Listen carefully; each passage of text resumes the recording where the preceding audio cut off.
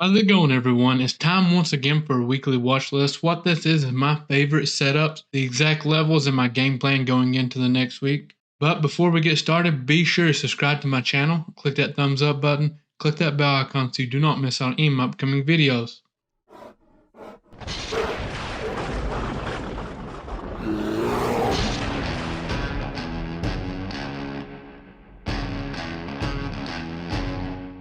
Let's get right into this. I like to keep these videos short and to the point so I don't waste too much of your time. Two levels I'm watching on SPY this week. I'm watching this gap fill on the daily for a possible reject. Going to be watching price action and volume to confirm this trade, okay? I want to see it come up. I want to see buying volume possibly dying out.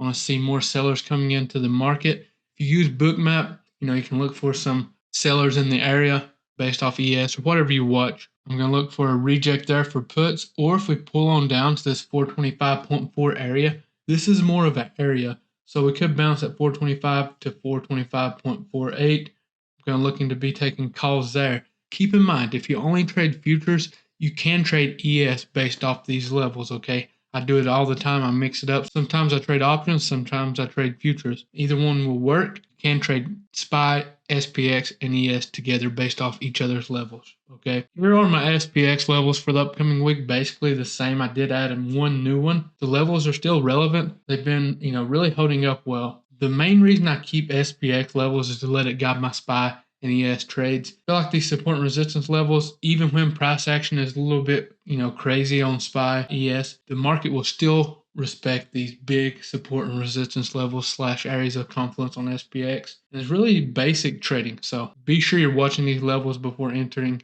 a SPY or ES trade, okay? Let's take a look at QQQ here. Now this is on the monthly time frame. Keep in mind, higher the time frame, the more dominant the level / pattern is. I don't often trade patterns, but I do not ignore certain patterns on this high of a time frame, okay? And it appears that we're forming a big bull flag on the monthly chart. For us to confirm a breakout, we'd have to get above the 373.74. So that's a level I'm going to be looking for to test some calls or go long. Keep that on watch this week. If we fell this bottom of the flag here, it is no longer valid. But if we break out of this big monthly bull flag, we have some serious room and could possibly see all-time highs sooner than I expected, okay? But we'll see how it goes.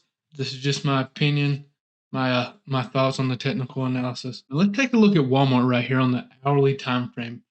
I'm looking for a break above this 160.5 area for calls. We do have a little resistance up here around this 161, but if we can break that, I do think we could see that 163 in the near future and then some. If we can build a base above that, we could actually see all-time highs again in the near future. But as far as day trades go, I'm going to try some calls above that 160.4 as long as we don't hit that level pre-market or break above, right? That would invalidate the trade for me. The reason I like to give you all these Walmart levels, ticker WMT, is small account friendly and it moves well. You have plenty of time to manage your trade unless there's just some, big news event that's unexpected that drops on you. And as far as short levels go, it looks decent below that 159 area for puts to the downside if we break out of the structure that you see here on the hourly. Definitely like it to the upside better though. So what I like to do, I know I gave you like the exact 160.5 area for calls above that, but I like to identify a nice bounce area pre-market when trading Walmart, whether it be the 20 EMA on the hourly time frame,